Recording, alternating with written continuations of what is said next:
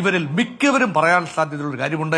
ഞങ്ങൾക്ക് കുറച്ചുകൂടി വിശാലമായ ഒരു ഓപ്ഷൻ ആവശ്യമാണ്. ആ ഓപ്ഷൻ ഭംഗിയായി അപ്പൊ ചോദിക്കാൻ സാധ്യതയുണ്ട്, എന്താണ് ഈ ഓപ്ഷൻ? അപ്പോൾ കെ.സി. വേണുഗോപാലിന്റെ പേര് പലരും പറയും. കാരണം സ്ഥാനാർത്ഥി നിർണയ സമയത്ത് കെ.സി. വേണുഗോപാൽ വഹിച്ച പങ്ക് പലരും നന്ദിയോടുകൂടി ഓർക്കാൻ സാധ്യതയുള്ള സമയങ്ങളാണ്. നിയമസഭാ കക്ഷിയിൽ രഹസ്യ വോട്ടെടുപ്പ് നടക്കുകയാണെങ്കിൽ ഒരുപക്ഷെ കെ.സി. വേണുഗോപാലിന്റെ പേര് കൂടി പരിഗണിക്കപ്പെടുന്ന സാഹചര്യം ഉണ്ട് എങ്കിൽ കെ.സി. വേണുഗോപാലിലായിരിക്കും മുൻതൂക്കം. സോഷ്യൽ മീഡിയയിൽ ഉൾപ്പെടെ ഈ സുധാകരന്റെ ഒരു റിമാർക്ക് വന്നപ്പോൾ, അല്ലെങ്കിൽ ഒരു ഫേസ്ബുക്ക് പോസ്റ്റ് വന്നപ്പോൾ അതിനടിയിൽ കയറി കമന്റ് ഇട്ടത് കോൺഗ്രസുകാർ മാത്രമല്ല എന്നോർക്കണം. അവസാനം ആ അക്കൗണ്ടിൽ അടിവശത്തെ കമന്റ് ബോക്സ് പൂട്ടി പോകേണ്ടി വന്നു സുധാകരന്. മോഹൻ വർഗീസ്, ഇപ്പോൾ ഉയരുന്ന തർക്കങ്ങളെ അങ്ങ് എങ്ങനെയാണ് നിരീക്ഷിക്കുന്നത്? നമുക്കറിയാവുന്നതാണ് കഴിഞ്ഞ ഉപതെരഞ്ഞെടുപ്പുകളെ എങ്ങനെയാണ് കോൺഗ്രസ് നേരിട്ടത്. ഉപതെരഞ്ഞെടുപ്പുകളിലെ വിജയം, അതിനുശേഷം തദ്ദേശ തെരഞ്ഞെടുപ്പിലുണ്ടായ വിജയം, ഇതിലൊക്കെ തന്നെയും ചിട്ടയായ പ്രവർത്തനവും ഈ തെരഞ്ഞെടുപ്പുകൾക്ക് ഒരു കൃത്യമായ നേതൃത്വം നൽകലും ഒക്കെ ഉണ്ടായിട്ടുണ്ട്. അതിനുശേഷമാണല്ലോ ഈ നിയമസഭാ തെരഞ്ഞെടുപ്പിലേക്ക് വരുമ്പോൾ ആത്മവിശ്വാസം 100 കടക്കുമെന്നുള്ള ആത്മവിശ്വാസം പ്രതിപക്ഷ നേതാവിൽ നമ്മൾ കേട്ടത്. അപ്പോൾ അങ്ങനെ തിരഞ്ഞെടുപ്പുകളെ ആ തരത്തിൽ നയിച്ചിരുന്ന ഒരു നേതാവ് എന്ന നിലയ്ക്ക് കൂടിയാണ് വി.ഡി. സതീശൻ എന്ന നേതാവിനെ വിലയിരുത്തേണ്ടതെന്ന് എനിക്ക് തോന്നുന്നു.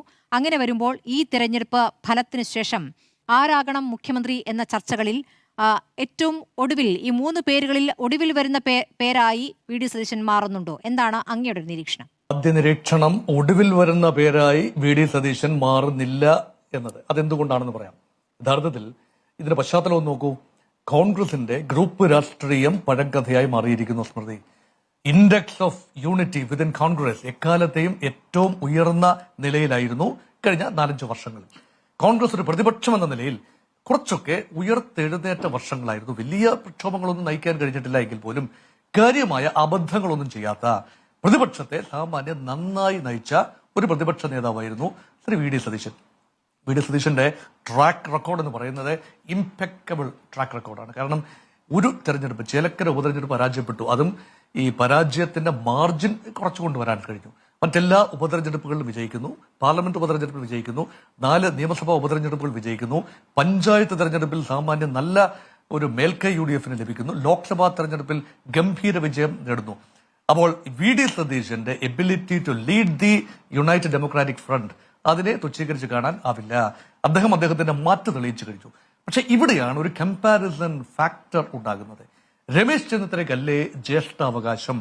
മുൻപ് തന്നെ ഒരുപക്ഷെ മുഖ്യമന്ത്രി ആകേണ്ടിയിരുന്നയാളും അതേസമയം തെരഞ്ഞെടുപ്പ് പരാജയപ്പെട്ടതുകൊണ്ട് പ്രതിപക്ഷ നേതാവ് പോലും ആക്കാതെ മാറ്റി നിർത്തപ്പെട്ടതുമായ ആളിന്റെ സീനിയോറിറ്റി, അദ്ദേഹം മുൻ വർക്കിംഗ് കമ്മിറ്റി അംഗമാണ്, KSU സംസ്ഥാന പ്രസിഡന്റ്, ദേശീയ പ്രസിഡന്റ്, യൂത്ത് കോൺഗ്രസിന്റെ ദേശീയ അധ്യക്ഷൻ എന്ന് വേണ്ട കോൺഗ്രസ് വർക്കിംഗ് കമ്മിറ്റി വരെ എത്തിയ ആളാണ്. MP ആയിരുന്നു, MLA ആയിരുന്നു, സംസ്ഥാന മന്ത്രിയായിരുന്നു എന്ന് വേണ്ട ഹൈക്കമാൻഡിന്റെ ഒരു കാലത്ത് ഇന്ന് കെ.സി. വേണുഗോപാൽ അനുഭവിക്കുന്നത് പോലെയുള്ള ഒരു സ്ഥാനമുണ്ടായിരുന്ന സമുന്നതനായ നേതാവാണ് രമേശ് ചെന്നിത്തല.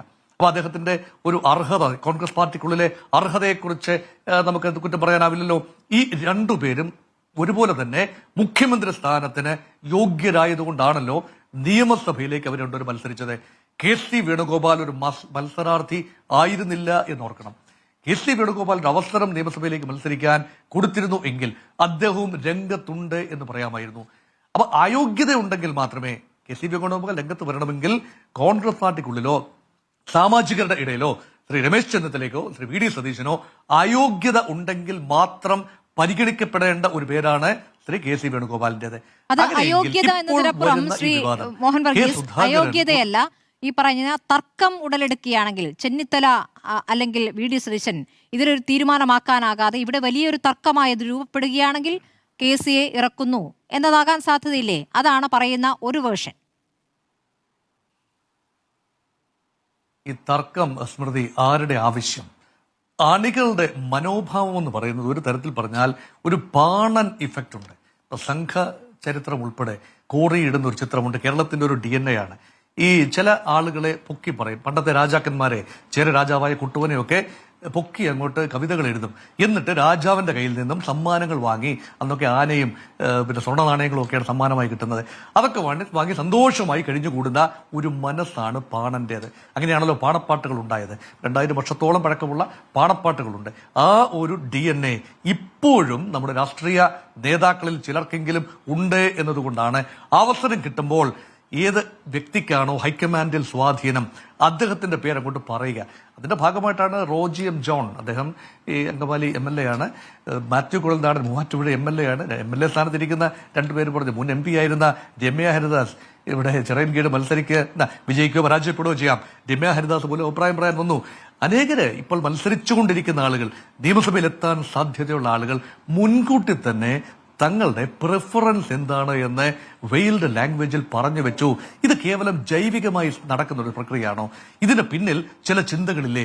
ഒരുപക്ഷെ സ്വാഭാവികമായി ഒന്നുകിൽ രമേശ് ചെന്നിത്തല അല്ലെങ്കിൽ VD സതീശൻ എന്ന രീതിയിലേക്ക് ഈ പേരുകൾ വരുമ്പോൾ അങ്ങനെയല്ല, ഇവിടെ ഒരു അഭിപ്രായ സമന്വയം ഉണ്ടാവില്ല എന്ന ഒരു പ്രതീതി മുൻകൂട്ടി തന്നെ ജനറേറ്റ് ചെയ്യപ്പെടുകയല്ലേ? ഇതാരുടെ ആവശ്യമാണ്?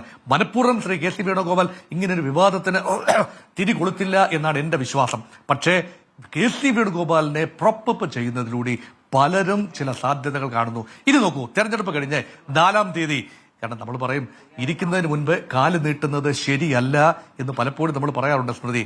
പക്ഷേ ഇമാജിൻ കോൺഗ്രസ് പാർട്ടിയും UDF-ഉം കൃത്യമായ ഭൂരിപക്ഷത്തിൽ ജയിച്ചു വരുന്നു എന്ന് കൂട്ടുക. അപ്പോൾ കോൺഗ്രസ് ലെജിസ്ലേറ്റീവ് പാർട്ടിയിലെ അംഗങ്ങളെ വിളിച്ചുകൂട്ടി ഹൈക്കമാൻഡ് അഭിപ്രായം ചോദിക്കും. അപ്പോൾ രണ്ടു പേരുകളാണ് സ്വാഭാവികമായി വരാനുള്ളത്, രമേശ് ചെന്നിത്തലയും VD സതീശനും. ഈ രണ്ടു പേർക്കും അനുകൂലമായി കുറെ പേരുകളൊക്കെ പറയും. പക്ഷേ ഇവരിൽ മിക്കവരും പറയാൻ സാധ്യതയുള്ള ഒരു കാര്യമുണ്ട്, ഞങ്ങൾക്ക് കുറച്ചുകൂടി വിശാലമായ ഒരു ഓപ്ഷൻ ആവശ്യമാണ്. ആ ഓപ്ഷൻ ഭംഗിയായി അപ്പൊ ചോദിക്കാൻ സാധ്യതയുണ്ട്, എന്താണ് ഈ ഓപ്ഷൻ? അപ്പോൾ KC വേണുഗോപാലിന്റെ പേര് പലരും പറയും. കാരണം സ്ഥാനാർത്ഥി നിർണയ സമയത്ത് KC വേണുഗോപാൽ വഹിച്ച പങ്ക് പലരും നന്ദിയോടുകൂടി ഓർക്കാൻ സാധ്യതയുള്ള സമയങ്ങളാണ്. അപ്പൊ KC വേണുഗോപാലിന്റെ ഹാൻഡ് പിക്ഡ് ആയ ചില ആളുകൾ ഇവിടെ വന്നിട്ടുണ്ട്. അവരിൽ നല്ല പങ്ക് ജയിച്ചു വരാനുള്ള സാധ്യതയുമുണ്ട്. അതുകൊണ്ട് നിയമസഭാ കക്ഷിയിൽ രഹസ്യ വോട്ടെടുപ്പ് നടക്കുകയാണെങ്കിൽ ഒരുപക്ഷെ KC വേണുഗോപാലിന്റെ പേര് കൂടി പരിഗണിക്കപ്പെടുന്ന സാഹചര്യം ഉണ്ട് എങ്കിൽ KC വേണുഗോപാലിനായിരിക്കും മുൻതൂക്കം. പക്ഷെ ഇവിടെ നോക്കൂ, പാർലമെന്റ് ജനാധിപത്യത്തിൽ, വെസ്റ്റ് മിനിസ്റ്റർ മാതൃകയിലുള്ള പാർലമെന്റ് ജനാധിപത്യത്തിൽ ഇപ്പോൾ പ്രതിപക്ഷ നേതാവായിരിക്കുന്ന ആളാണ് ഷാഡോ ക്യാബിനറ്റിന്റെ അധ്യക്ഷൻ. അങ്ങനെ ഒരാളാണ് തെരഞ്ഞെടുപ്പിൽ പ്രതിപക്ഷം വിജയിച്ചു വന്നാൽ മുഖ്യമന്ത്രി സ്ഥാനത്തേക്ക് പരിഗണിക്കേണ്ടത്. ന്യായമായും VD സതീശന്റെ പേരാണ്. അദ്ദേഹമായിരുന്നല്ലോ പ്രതിപക്ഷ നേതാവ്. രമേശ് ചെന്നിത്തലയ്ക്ക് അങ്ങനെ അവസരം കിട്ടിക്കഴിഞ്ഞു. അത് കഴിഞ്ഞ 5 വർഷം മുൻപാണ്. അദ്ദേഹത്തിന് അത് പ്രയോജനപ്പെടുത്താൻ കഴിഞ്ഞില്ല, അന്നത്തെ പ്രത്യേക രാഷ്ട്രീയ സാഹചര്യം. അതുകൊണ്ട് സ്വാഭാവിക ചോയ്സ് VD സതീശനാണ് എന്നതാണ് പൊതു അഭിപ്രായം. അത് മാത്രമല്ല, കോൺഗ്രസ് പാർട്ടിക്കുള്ളിൽ വിവിധങ്ങളായ അഭിപ്രായങ്ങൾ ഉണ്ടാകും. സോഷ്യൽ മീഡിയയിൽ ഉൾപ്പെടെ ഈ സുധാകരന്റെ ഒരു റിമാർക്ക് വന്നപ്പോൾ, അല്ലെങ്കിൽ ഒരു ഫേസ്ബുക്ക് പോസ്റ്റ് വന്നപ്പോൾ അതിനടിയിൽ കയറി കമന്റ് ഇട്ടത് കോൺഗ്രസുകാർ മാത്രമല്ല എന്നോർക്കണം. അവസാനം ആ അക്കൗണ്ടിൽ അടിവശത്തെ കമന്റ് ബോക്സ് പൂട്ടി പോകേണ്ടി വന്ന സുധാകരന് ജനങ്ങൾ വലിയ തോതിൽ നിഷ്പക്ഷരായി ചിന്തിക്കുന്ന ജനം പ്രതിപക്ഷ നേതാവിന്റെ മുഖമാണ് മുഖ്യമന്ത്രി സ്ഥാനത്തേക്ക് പൊതുവെ കാണുന്നത്. അവരെ കുറ്റം പറയാനാവില്ല. പക്ഷേ പൊതുജനങ്ങളല്ലല്ലോ തീരുമാനിക്കേണ്ടത്. ലെജിസ്ലേറ്റീവ് പാർട്ടിയാണ് തത്വത്തിൽ തീരുമാനിക്കേണ്ടത്.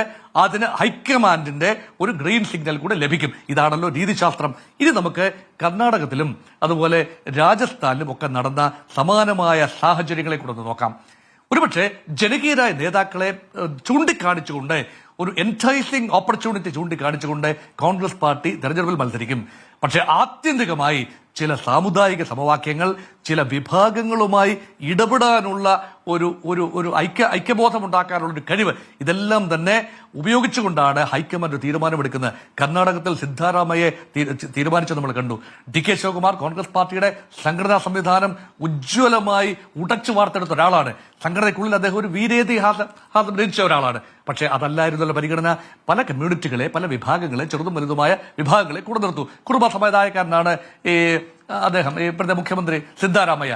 പക്ഷെ വൊക്കലിംഗ സമുദായത്തിൽപ്പെടുന്ന ഒരു ശക്തനായ നേതാവ് കൂടിയാണ് ഇപ്പോഴത്തെ ഉപമുഖ്യമന്ത്രിയും DCCയുടെ KPCCയുടെ പ്രസിഡന്റുമായിരുന്ന DK ശിവകുമാർ. അദ്ദേഹത്തിന് ഒരു ഊഴം പോലും കൊടുക്കാതെ, ഇപ്പം 3 വർഷത്തിന് ശേഷവും അദ്ദേഹത്തിന് ഒരു ഊഴം പോലും കൊടുക്കാതെ സിദ്ധാരാമയ്യ തുടരുകയാണ്. രാജസ്ഥാൻ സമാനമായ സാഹചര്യത്തിൽ അശോക് ഗെഹ്ലോട്ട് മുഖ്യമന്ത്രിയായി. സച്ചിൻ പൈലറ്റ് എല്ലാ മുക്കും മൂലയും അരിച്ചുപെറുക്കി.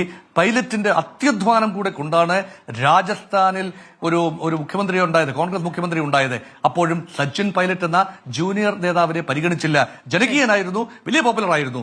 ജനകീയ അംഗീകാരം ഉള്ളത് ഒരു ബാധകമാകണമെന്നില്ല. അതുകൊണ്ട് രമേശ് ചെന്നിത്തലയ്ക്ക് ഒരു സാധ്യത തിരസ്കരിക്കാനാവില്ല. കാരണം NSSുമായി, SNDPയുമായി, ക്രൈസ്തവ സഭാ വിഭാഗങ്ങളുമായി, വേണ്ട രീതിയിൽ ഇടപെട്ടു പോകാൻ പൊരുത്തപ്പെട്ട ഒരു അവകാശവാദം ഉന്നയിക്കാൻ കഴിയുമെന്ന ചോദ്യമുണ്ട്. ഇപ്പോൾ താക്കോൽ സ്ഥാനത്തേക്ക് ഇന്ന ആളെ വേണം എന്നൊന്നും പറയാവുന്ന രീതിയിലല്ല ഈ തെരഞ്ഞെടുപ്പിന് മുമ്പ് രണ്ട് സമുദായ നേതാക്കളും, വെള്ളാപ്പള്ളി ആയാലും ജി സുകുമാരൻ നായരായാലും പ്രതികരിച്ചിട്ടുള്ള ഈ തെരഞ്ഞെടുപ്പിൽ ഇടതുപക്ഷത്തെ പിന്തുണയ്ക്കുന്നു എന്നും പ്രതീതി സൃഷ്ടിക്കുന്ന രീതിയിൽ രണ്ട് നേതാക്കളും നടത്തിയ പ്രതികരണങ്ങൾ നമ്മുടെ മുന്നിലുണ്ട് എന്നുള്ളതാണ്.